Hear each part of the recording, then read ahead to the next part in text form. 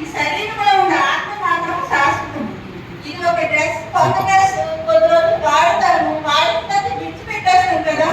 ఆ విడిచిపెట్టేసిన తర్వాత ఇందులో ఉన్న ఆత్మ మరొక వస్త్రంలో వెళ్తుంది అనమాట. అంటే శాశ్వతమైనది ఏంటి? జ్ఞానమైన జ్యోతి మార్గంలోకి వెళ్ళాలి. అప్పుడే మృత్యువర్ణ అమృతంగమయ, అమృతం అవుతాం. ముఖ్యంగా జయించిన వాళ్ళం అవుతాం. అంటే చావు నుండి చావు లేని స్థితికి పోతాం. ఏంటి మేడం వెలుగంటారు? చావు నుండి చావు లేని స్థితి అంటే ఏంటి? చావు ఉంటుంది, మనకి పుట్టాము, మళ్ళీ చనిపోతాం, మళ్ళీ ఏం చేస్తాం? మళ్ళీ ఇంకో జన్మ ఎత్తుతాం, మళ్ళీ పుడతాం. అంటే ఇది పునరపి ఉంటుంది దేవుడు కదా. అలా ఉండకూడదు. చావు లేని స్థితి అంటే ఏంటి? మళ్ళా మనం పుట్టకూడదు. పుట్టకూడదు అంటే ఏం చేయాలి? పరమాత్మలో ఐక్యం అవ్వాలి. ఈ ఆత్మ అనేది పరమాత్మలో ఐక్యం అవ్వడమే నృత్యంగా అమృతంగమయ్య. అయితే మన విద్యా విధానం, ఇప్పుడు నేటి విద్యా విధానం, పూర్వ విద్యా విధానం ఎక్కువ ఆధ్యాత్మిక బేస్ చేసుకొని ఉండేది. కానీ నేటి విద్యా విధానం మాత్రం రెండు రకాలుగా ఉంటుంది. ఆధ్యాత్మిక విద్య, లౌకిక విద్య.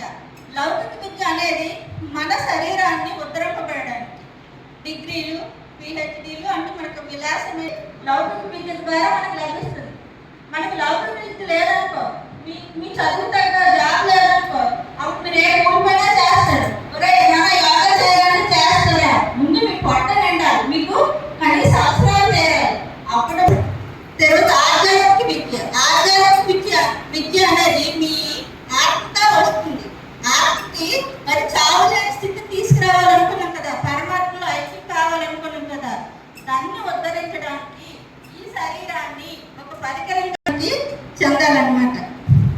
ఇదంతా మన యోగా యొక్క అవసరం. ఇది మన భారతదేశ సనాతన యోగం అంటే ఏంటి? యోగం అంటే ఏంటి? మన తెలుగులో ఆడికి యోగం ఉందరా, డిగ్రీ పాస్ అయిపోయాడు, ఆడికి యోగం ఉందరా, కారు కొన్నాడు. యోగం అంటే ఏంటి? ప్రాప్తి, లభించింది, ఆడికి లభించింది అనమాట. యోగము అంటే లైవ్ అని అర్థం, అంటే దగ్గర అవ్వడం అనమాట. ఎవరితో లైవ్ అవ్వాలి? శరీరం ఆత్మతో లైవ్ అయితే ఉన్నతం. ఆత్మ అనేది ఎవరితో లైవ్ అవ్వాలి? పరమాత్మతో లైవ్ అవ్వాలి. భగవంతుల్లో కలిస్తేనే ఈ ఆత్మకి ఇది. మనం యోగా నేర్చుకోవడం వలన శరీరంతో ప్రారంభం, మనసుతో కొనసాగుతుంది, చివరికి ఆత్మతో లైవ్ అవుతుంది. యోగా గురించి వేదాల్లో ఉంది, ఉపనిషత్తుల్లో ఉంది, భగవద్గీత, యోగాష్టమని పతాంజలి చెప్పినట్టు ఇలా పురాణాలు, ఇతిహాసాలు చాలా రకాలుగా కూడా మనకి చాలా విషయాలు తెలిసాయి. ముఖ్యంగా మానవాళికి అంటే మన పురాణ భావోద్వేగాలను సమన్వయం చేసేదే ఈ యోగా యొక్క ముఖ్య ఉద్దేశం. అయితే పతాంజలి ఏమొచ్చి అష్టాంగ జ్ఞానము, సమాధి, యమ నియమాలు. యమ నియమాలు అంటే ఏది మంచి, ఏది చెడు, ఎటువైపు నడవాలి, ఎటువైపు నడవకూడదు అనే విషయాలు యమ